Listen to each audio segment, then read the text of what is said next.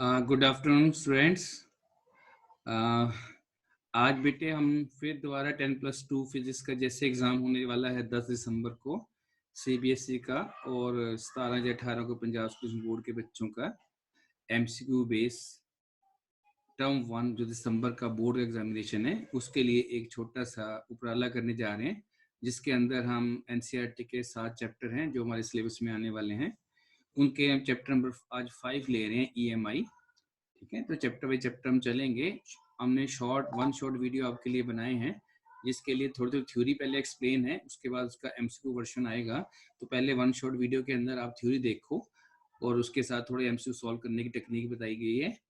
तो मैं उम्मीद करता हूँ कि आप लोगों को समझ आएगी। तो आओ जल्दी से इसको स्टार्ट करते हैं। तो सबसे पहले आप देखने दे रहे हैं कि हम ईएमआई चैप्टर में सबसे पहला टॉपिक बताने जा रहे हैं कि मैग्नेटिक फ्लक्स क्या होता है।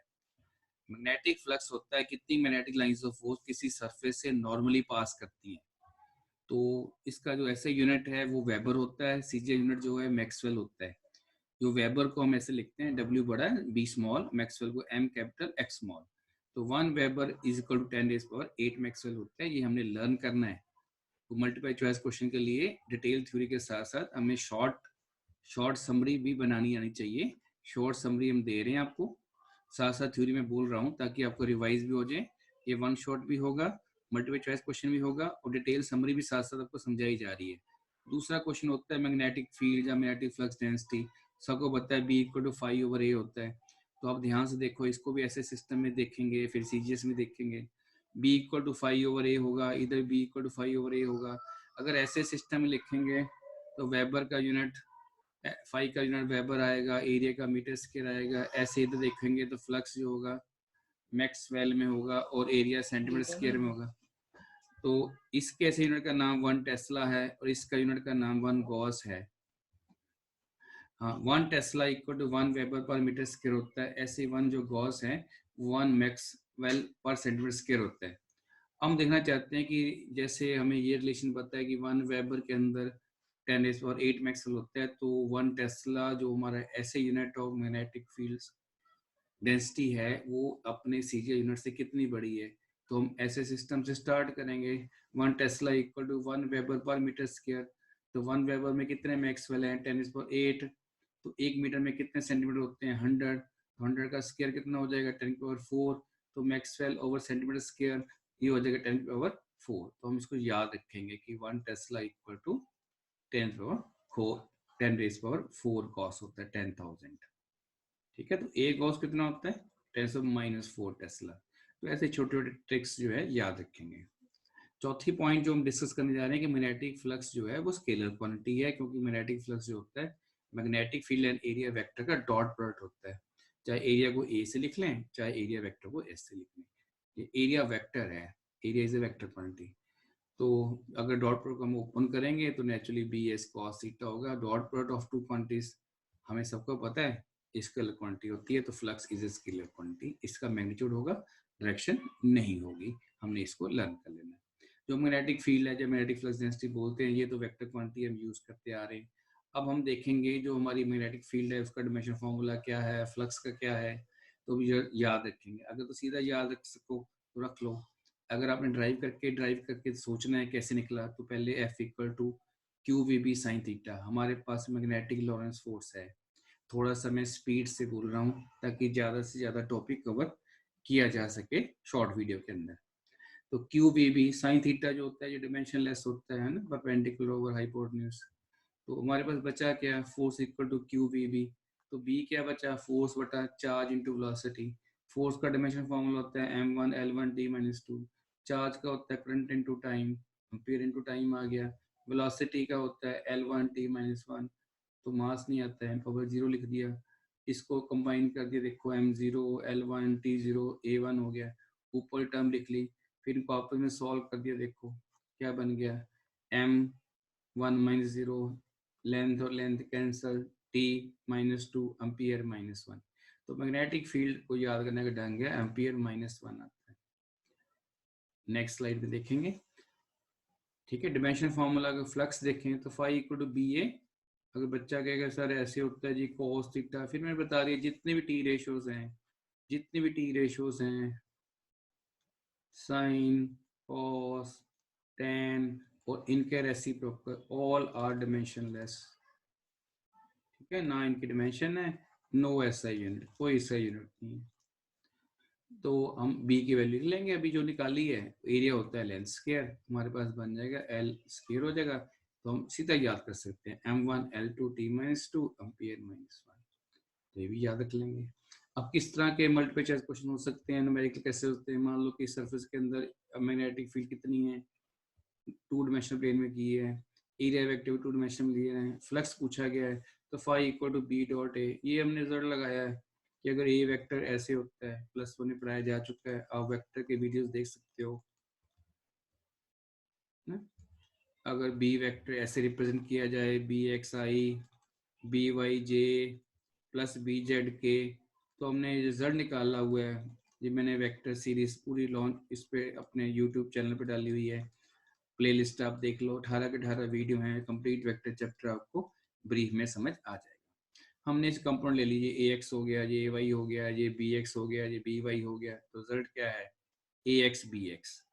तो 2 को 3 से मल्टीप्लाई कर दिया, प्लस 3 को -4 से कर दिया, तो ये -12 हो गया, ये 6 हो गया, 6 -12 -6। मैग्नेटिक फ्लक्स जो है वो स्केलर क्वांटिटी है, वो पॉजिटिव भी हो सकता है, नेगेटिव भी हो सकता है, वैल्यू 0 भी हो सकती है।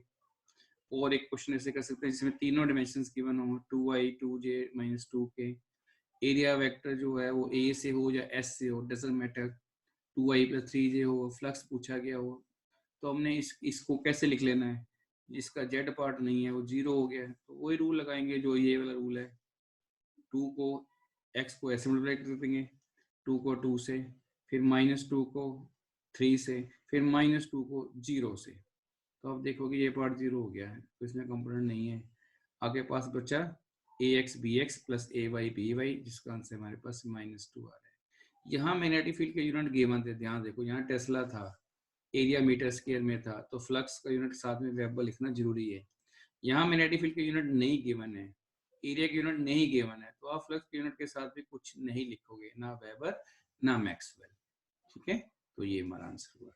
नेक्स्ट स्लाइड में हम देखते हैं कि वैसे ईएमआई होता क्या है, ये चैप्टर का नाम क्या है, हम इस चैप्टर को डिस्कस करने जा रहे हैं, चैप्टर का नाम ही ईएमआई था, कि एक गिवन कॉइल है, उसके पास एक मैग्नेट पड़ा है, अगर मैग्नेट को उसके पास लेके आते हैं या दूर लेके आते हैं, तो गिवन कॉइल के अंदर, जिसके अंदर कोई सोर्स ऑफ ईएमएफ नहीं है, हम थोड़ी देर बाद देखते हैं कि डिफ्लेक्शन कैलोरीमीटर में आ जाती है। डिफ्लेक्शन कैलोरीमीटर में आना का मतलब है कि उसमें इंड्यूस करंट आया है, इसका मतलब इसके अंदर इंड्यूस वोल्टेज सेटअप हुई है, उसके कारण इंड्यूस करंट सेटअप हुआ है, उस इंड्यूस करंट ने करंट जब फ्लो किया कॉइल के अंदर, तो एक एंड इसका नियर एंड, एक एंड पे नॉर्थ, एक एंड पे साउथ पोलैरिटी डेवलप हो जाएगी।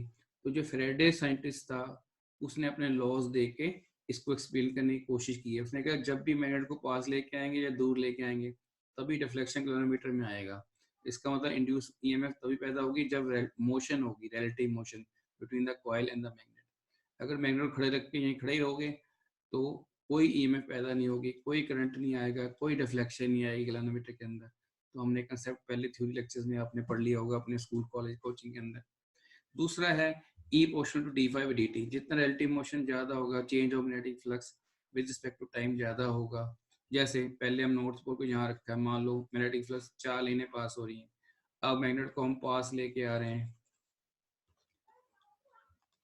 मैग्नेट को और पास लेके आगे, अब मैग्नेटिक लाइन ऑफ फोर्स मान लो बढ़ के 6 होगी, तो पहले फ्लक्स 4 था, अब फ्लक्स 6 हो गया, टाइम मान लो 2 सेकंड लग गया, तो हम क्या निकालेंगे, ई क्या होगा, φ2 - φ1 ओवर dt, तो 6 - 4 ओवर 2, 2/2, तो ईएमएफ जो पैदा हुई वो 1 वोल्ट होगी।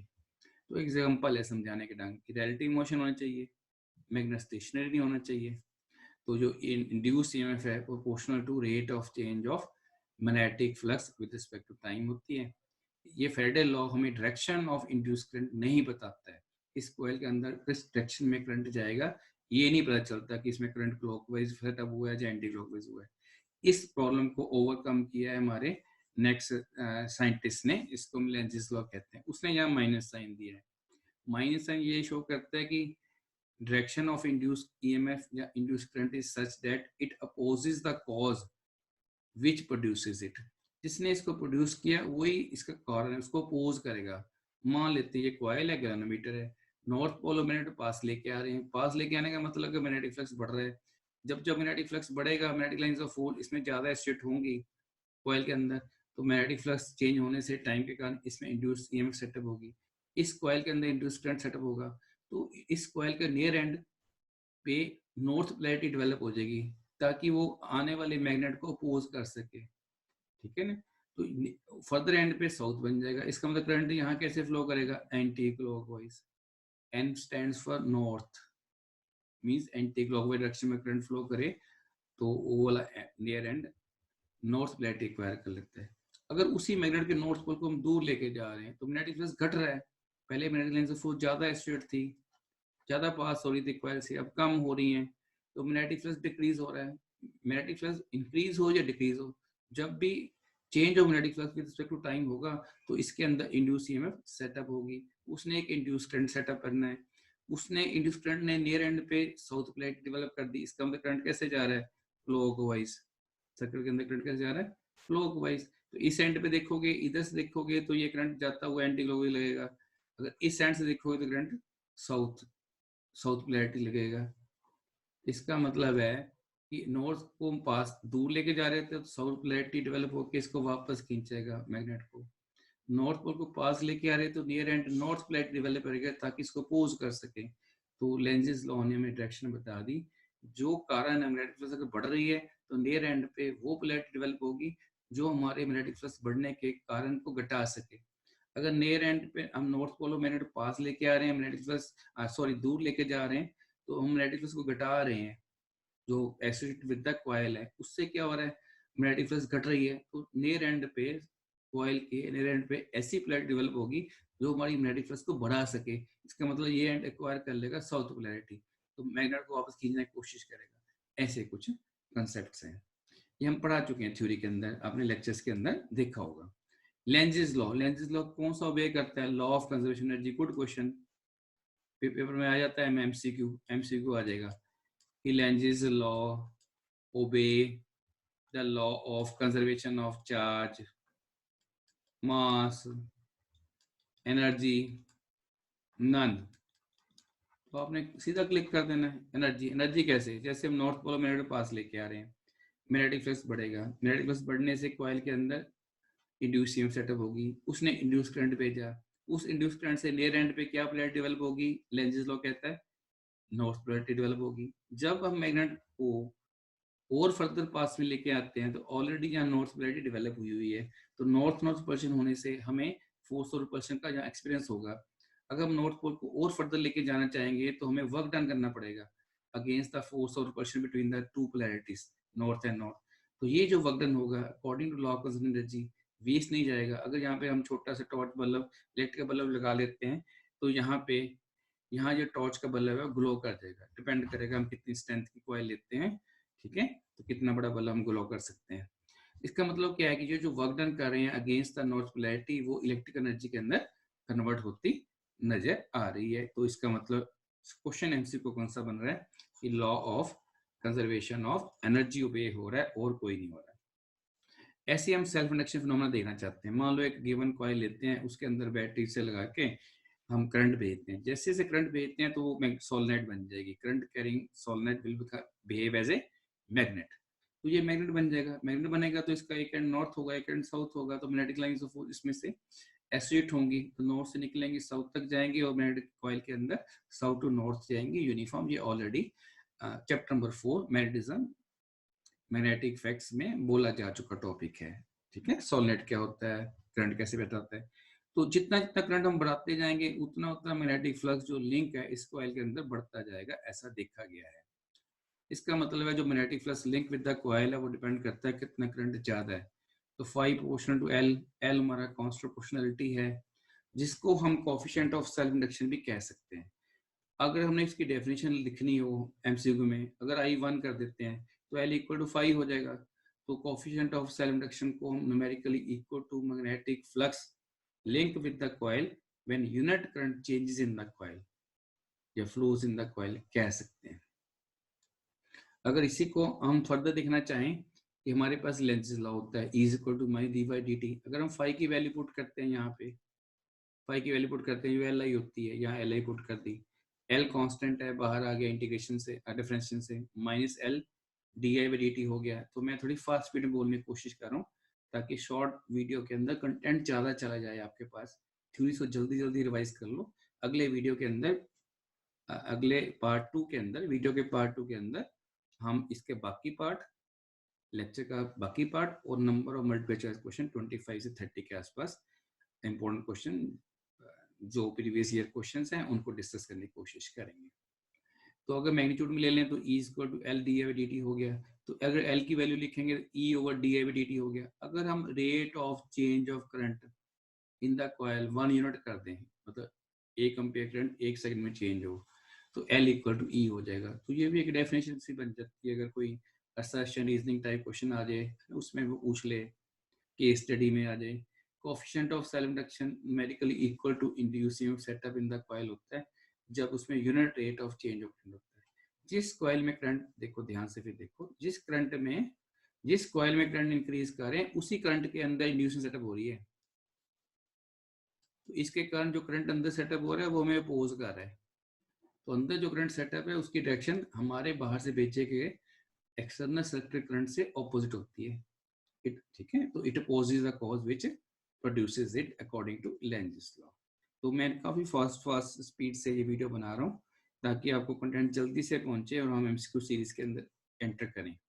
अब हम ऐसे यूनिट में चलते हैं, phi equal to L I, L equal to phi over I. तो फाई का यूनिट वेबर है, आई का एम्पियर है, तो ये भी एक याद रखने वाली बात है, ये 1 वेबर पर एम्पियर। जो कोएफिशिएंट ऑफ सेल्फ इंडक्शन है, या इसको सेल्फ इंडक्टेंस भी बोल देते हैं अकेला, ठीक है, एल सिंबल है। इसका जो ऐसा यूनिट है वो हेनरी है, हेनरी, ठीक है। जो कैपिटल एच डालो, या पूरे स्मॉल लेटर्स लिखो। अगर यहाँ से निकालना है तो इसको यहाँ से निकाल लो। अगर यहाँ से निकालना है E is equal to L d by d t होता है, डी टी ऊपर ले जाओ तो वो volt, E M F is volt into second over change current means ampere. अब ध्यान से देखो, वोल्ट ओवर एम्पियर क्या होता है, Ohm's law, V equal to I R. तो आर क्या हुआ, V over I, volt over ampere हमारा ओम बन गया, ये सेकंड हो गया, तो 1 ओम सेकंड, ये भी हेनरी है, इसको भी याद कर सकते हैं। फिर दोबारा लिख दिया है मैंने, फाई इक्वल टू बी ए कैसे निकालना है, फाई पहले बी कैसे निकालना है, लॉरेंस फोर्स से। ये पहले भी हमने कर लिया dimension formula, F equal to q B sine theta होता है, साइन थीटा की कोई डायमेंशन नहीं होती, तो बी की dimension F over q B होगी। फोर्स की वैल्यू लिख ली, चार्ज की एटी कर ली, एम्पीयर इनटू टाइम, वेलोसिटी का लिख लिया, इनको आपस में सॉल्व कर लिया, मैग्नेटिक फील्ड का आंसर आ गया। ये हम याद रखेंगे। अब मैग्नेटिक फ्लक्स क्या होता है, मैग्नेटिक फील्ड इनटू एरिया। तो ये मैग्नेटिक फील्ड लिख लिया, एरिया एल स्क्वायर लिख लिया, मल्टीप्लाई किया, सिंप्लीफाई किया, इसको भी लर्न करेंगे। नेक्स्ट हम इस फॉर्मूले में चाहें E is equal to L d by d t, तो यहाँ से भी आप देखना चाहो E into d t over d I हो गया, ये आपके पास ई एम एफ आ गया। ई एम एफ कैसे निकलता है, पोटेंशियल डिफरेंस। पोटेंशियल डिफरेंस क्या होता है, इलेक्ट्रोस्टैटिक्स में पाया जाता है, work done per unit charge. ये वर्क डन लिख दिया, ये चार्ज लिख दिया, सॉल्व कर लिया, तो ई की वैल्यू यहाँ लिख ली। डी टी मीन्स टाइम, ये टाइम लिख लिया। D I means current, ampere लिख लिया, सॉल्व कर लिया। तो इस फॉर्मूले से कर लो, चाहे दूसरे फॉर्मूले से कर लो, phi equal to L I से। दोनों केसेस में हमने इसको लर्न करना है। डायमेंशन फॉर्मूला क्या है हमारा, इंडक्टेंस का, कोएफिशिएंट सेल्फ इंडक्शन का, M1L2 T-2 एम्पियर -2। अब नेक्स्ट वीडियो के अंदर हम डिस्कस करेंगे म्यूचुअल इंडक्शन,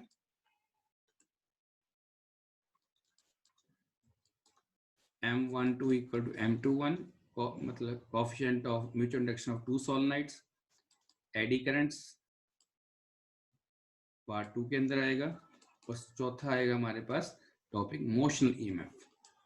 तो ईएमएफ प्रोड्यूस कैसे होती है in a conductor when gas conductor is moving with velocity v perpendicular to the magnetic field.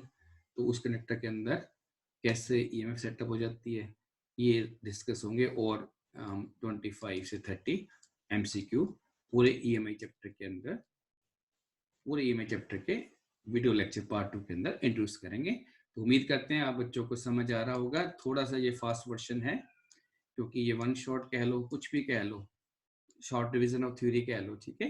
तो आपको लेक्चर सुन के, तो जिनको समझ आ गया हो वो सब्सक्राइब कर लें, चैनल को लाइक कर दें और शेयर भी कर दें। ये पंजाब स्कूल बोर्ड के बच्चों के लिए जो बोर्ड एग्जाम होने जा रहा है दिसंबर में, उनके लिए भी हेल्पफुल है, और सीबीएसई जो बच्चे अभी एग्जाम देने वाले हैं 10 दिसंबर के, वो भी इनके वीडियोस को देख सकते हैं, लाइक कर सकते हैं। ये हेल्पफुल रहेगा टर्म 1 के लिए, और नीट और जेई के लिए भी शॉर्ट्स रिविजन है, सभी बच्चे इसको देख सकते हैं। हाँ, थैंक यू वेरी मच। जो भी कमेंट हो आप कमेंट बॉक्स में लिखें।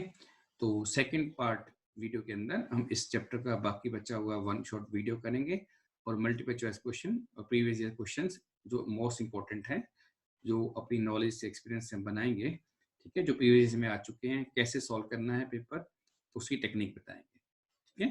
तो तब तक इंतजार कीजिए। Thank you very much for watching this video. Thanks a lot.